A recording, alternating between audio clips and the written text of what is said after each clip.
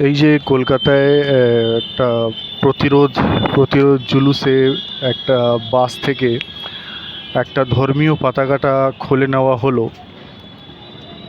সেটা খুবই মানে নিন্দনীয়। ভারতবর্ষে বা ভারতের সংবিধান থাকাকালীন একটা ভারত সংবিধানের কি বলবো, একটা রিপ্রেজেন্টেটিভ, যেটা অ্যাডমিনিস্ট্রেশন বলা হয়, পুলিশ বলা হয়, পুলিশের থাকাকালীন একটা জুলুসের জন্য একটা ভারতীয় নাগরিককে বাধ্য হয়ে সেই পতাকাটা খুলে নেওয়া হলো। সেটা আমাদের সমাজ হিসাবে, ভারতীয় হিসাবে সেটা খুবই নিন্দনীয় ব্যাপার। আমিও এটার বিরুদ্ধে আছি। আমিও এই এই যে ঘটনাটা হলো তার জন্য স্তব্ধ আছি, তার দুঃখিত আছি। কিন্তু জানেন আমি কেন এই দুঃখটা বা স্তব্ধতাটা প্রকাশ করতে পারিনি?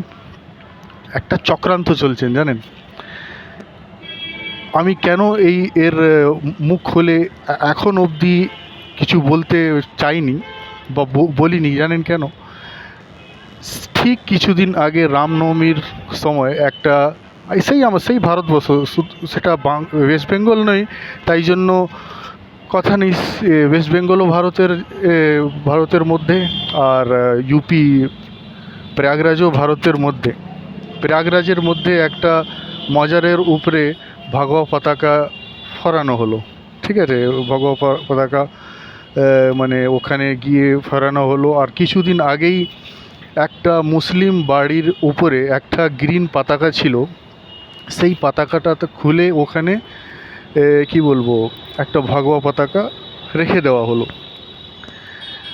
সেই জিনিসটা আমার মাথায় ঘুরছিল যে সেই ভারতবর্ষে এইরকম যখন হলো একটা অন্য রাজ্যে, যেহেতু সেটা কোনো সেকুলার রাজ্য নয় বা মানে কোনো কংগ্রেস বা যে সেকুলার নিজেকে যারা বলে সেই রাজ্য নয় সেটা, তাই জন্য ওখানে স্বীকারযোগ্য হলো। কিন্তু কলকাতায় এই জিনিসটা হলো, তাই জন্য আমরা বিরোধিতা থাকি। কেন কলকাতায় কেন হতে পারে? দুটোই ভারতবর্ষ। আর আমি কেন এই জিনিসটা বলতে পারিনি, কেন কি আমার মাথার ভেতরে এই দুটো ইনসিডেন্ট ঘুরছিল। আর এই দুটো ইনসিডেন্ট কারা পুট করলো আমাদের মধ্যে? সেই নেতারা। আর আমাদের মতন যারা ধর্মীয় নিরপেক্ষ ভারত চাই, তারা এই জিনিসকে মাথায় নিয়ে বা এই ব্যাকগ্রাউন্ডটাকে মাথায় নিয়ে যেখানে বলার জন্যও হয়, সেই বলার ক্ষমতাটা পাচ্ছি না বা বলতে পারছি না। কিভাবে আমাদের মাইন্ডটাকে ট্র্যাপ করা হচ্ছে একটা রাজনৈতিক এজেন্ডার জন্য, কিভাবে আমাদের মাইন্ডটাকে ট্র্যাপ করা হচ্ছে, আমি ঘোর বিরুদ্ধ। কেন একটা পুলিশ এর থাকাকালীন কোনো অন্য ধর্মীয়র পতাকাটা খোলা হলো? আর ও তো ওর নিজস্ব অধিকার। কে ভাই আপনারা কোনো অন্য ধর্মীয় যে নিজের ভাবনা আছে তাকে আপনি মানে বাস থেকে নামিয়ে দেবেন, বাসটাকে খুলতে বাধ্য করবেন কালকে করবেন? সেটা তো ওর নিজস্ব অধিকার। আর এই রকম মুসলমান আমি বলে দিই খুব ক্ষুদ্র মুসলমান আছে। আমরা যারা মুসলিম যারা বলতে পারছি না, যারা বসে আছি, জানেন এই এই সেম জিনিসটা যখন ইউপিতে বা ভারতের অন্য অংশে হয়, তখন আমাদের হিন্দু ভাইরা চুপ করে থাকে। তাই জন্য আমরাও এখানে চুপ হয়ে যাই। কিন্তু জানেন আমরা যে মাঝখানে যারা চুপ রয়ে যাই না, তার জন্য ভারত শেষ হয়ে যাচ্ছে। ভারতের যা ফিলসফি আছে, ভারতের যে দর্শন আছে, একটা পলিটিক্যাল ভারতের যে দর্শন আছে, সেই দর্শনটা শেষ হয়ে যাচ্ছে।